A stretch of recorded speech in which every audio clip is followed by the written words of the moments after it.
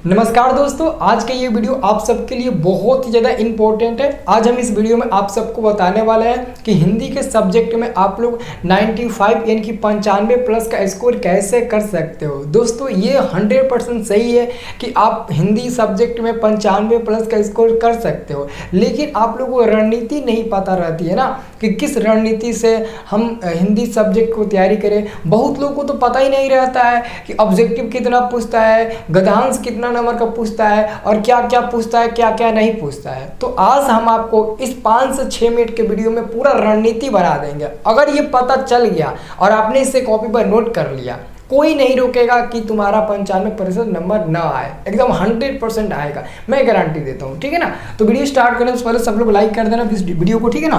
तो सबसे पहले दोस्तों आप लोग को तो ये तो पता है, सबको पता है ऑब्जेक्टिव के बारे में। मेरी बात ध्यान से सुनना, आपका फर्स्ट नंबर में मैंने ले रखा है ऑब्जेक्टिव। सबको पता है कि बोर्ड परीक्षा में, फाइनल बोर्ड परीक्षा में 100 गो ऑब्जेक्टिव क्वेश्चन पूछता है और उस 100 गो में से कोई भी आप लोग को 50 गो ऑब्जेक्टिव का सही उत्तर देना होता है। और अगर 100 गो में से 50 को उत्तर देंगे तो आपको 50 नंबर मिलेगा। मानते हैं आप 100 गो में से 50 को उत्तर देते हैं, पेंट करते समय 1-2 गलती भी हो गया, कोई दिक्कत नहीं है, लेकिन आपको 48-49 तो मिलेगा। रियर केस में ही गलती होता है, पेंट करने में गलती सबका नहीं होता है, इसलिए आप हिंदी के सब्जेक्ट में ऑब्जेक्टिव में 50 का 50 टारगेट पूरा कर सकते हैं। और आपको ये देखना है कि हमारे हिंदी के बुक्स में कितना चैप्टर्स हैं, कितना पदखंड का है, कितने गद्यखंड का है, फिर आपका व्याकरण का कितना चैप्टर है, ठीक है ना। वो आपको पहले एक बार देख लेना है। मैं सिर्फ बता रहा हूँ कि आप 100 में 50 स्कोर 100 में 100% कर सकते हो, ये संभव है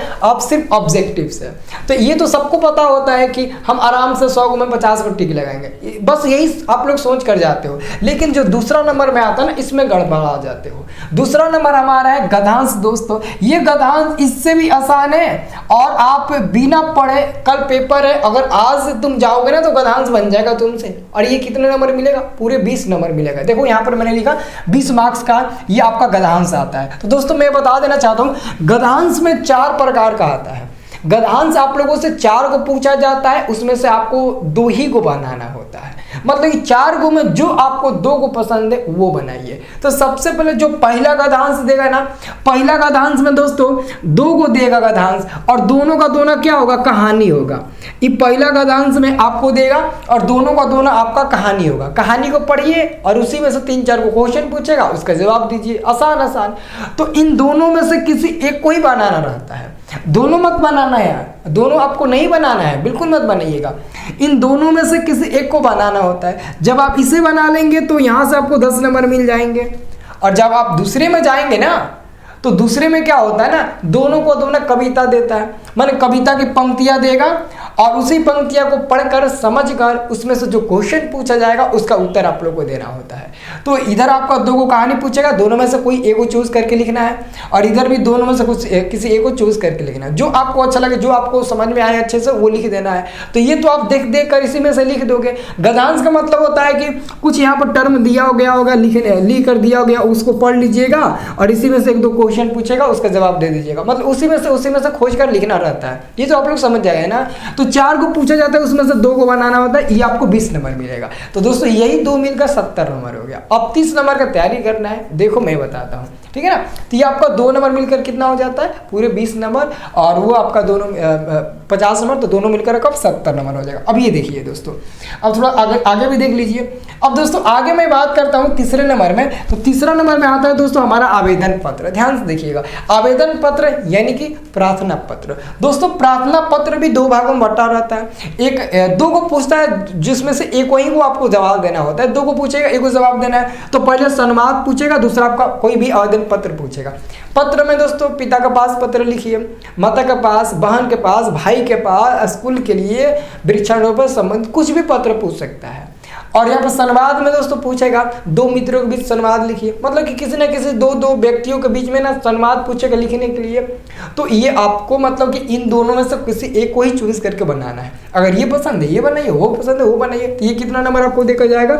ये आपको 5 नंबर देखा जाएगा, जो कि एग्जाम तो 2 दिन पहले भी तैयारी कर सकते हो, 3 दिन पहले भी तैयारी कर सकते हो, ठीक है ना। तो ये आपको 5 नंबर मिल जाएगा। तो टोटल कितना अंक हो गया? 70 5 75 अंक हो गए, 75 अंक हो गए, ठीक है ना। आपको ज़्यादा प्रेशर ना देकर मैं 75 अंक अभी आपको दिला रहा हूँ। अभी आगे देखिए, अब ये देखिए, ये आपका चौथा नंबर में दोस्तों आता है निबंध। तो दोस्तों निबंध में भी ना बहुत ज़्यादा छूट देता है। जैसे यहाँ पर निबंध आपका 10 नंबर का पूछा जाता है, और निबंध 10 नंबर में ना जो पूछा जाता है ना, उसमें से 5 को निबंध देता है और उसमें से एक को चूज करके आपको बनाना होता है। ए नंबर में देगा, B number, C number, D number और ई नंबर। आपको 5 को निबंध देगा। जैसे कहेगा होली पर निबंध लिखिए, ईद पर लिखिए, दीपावली पर लिखिए, छठ पूजा पर लिखिए, छठ पूजा पर लिखिए, प्रदूषण पे लिखिए। मतलब कि कितना भी कठिन देगा ना, तो उसमें से 2 को ईजी दे देगा जिससे कि तुम लिख सकते हो। जैसे दे दिया प्रदूषण, पर्यावरण, दुर्गा पूजा या फिर ईद दे देगा, मुहर्रम दे देगा। इस सब पर देगा ना, तो तुम लोग कोई ना कोई एक तो चूज करके बना ही सकते हो ना। अनुशासन में दे देगा, प्रिय खेल दे देगा, प्रिय कवि दे देगा। तो किसी भी चीज पर देगा, उसमें से 2-3 को इतना इजी पूछेगा कि तुम लोग चुटकियों में बना दोगे। तो बस राइटिंग थोड़ा सुधार लेना, ठीक है। तो ये इस 5 को में से कोई एक को लिखना है, बस इस 5 को में से एक को लिखना है, और ये 10 नंबर आपको देकर जाएगा। जो भी मन करे वही लिखना, दबाव नहीं है कि यही लिखेंगे, ये लिखेंगे, ये लिखेंगे, कुछ भी लिखो, कोई भी आप इसमें से एक को लिखना है, ये कहीं को लिखना है। और ये आपको कितना नंबर देगा? 10 नंबर आपको देकर जाएगा। तो 75 10 कितना हो गया? 85 हो गया। अब 85 नंबर तो आपको ऐसा मिल गया। अब दोस्तों आता है 15 नंबर का सब्जेक्टिव। तो 15 नंबर के लिए आप 1 साल मेहनत करेंगे सब्जेक्टिव के लिए। अरे आप 15 नंबर के लिए 1 साल क्यों मेहनत करेंगे? 6 महीने क्यों मेहनत करेंगे? मेहनत करना है तो 50 नंबर का जो ऑब्जेक्टिव है, गद खंड पद खंड का, हिंदी व्याकरण का, उसको पढ़कर ऑब्जेक्टिव निकालने की कोशिश करिए, ऑब्जेक्टिव याद करने की कोशिश करिए। आप उसमें टाइम अपना व्यर्थ करिए ना। अभी तक बहुत लोग ना सोचने लगते हैं कि सर हिंदी का सब्जेक्टिव कौन है। अरे सब्जेक्टिव को गोली मारो, 15 नंबर का आता है, वो तो एग्जाम से 10 दिन पहले भी तुम लोग तैयारी कर सकते हो। अब तुम ही लोग देख लो ना, देख लो, ये देखो आपका जो लघु उत्तरीय प्रश्न आता है 2 नंबर के लिए, वो आपको 10 को पूछेगा। पहला, दूसरा, तीसरा, चौथा, पांचवा, छठवां, सातवां, आठवां, नौवां, 10 बार 10 को पूछेगा। इस 10 को में कोई भी 5 को बनाना है, कोई भी इसमें से आपको 5 को बना लेना है। तो आप इसमें से कोई भी 5 को बनाइएगा। 10 को में से कहेगा आपको 5 को ही बनाना है। मानते हैं दोस्तों, कहीं दे देगा खोखा किन मामलों में अपवाद था, या फिर दही बली मंगमा किस गांव की रहने वाली थी, ऐसा क्वेश्चन पूछ देगा। पूछता ही है दोस्तों, एकदम बिल्कुल पूछता है। मदन और कासु के बीच में झगड़े का कारण क्या था, पूछ देगा।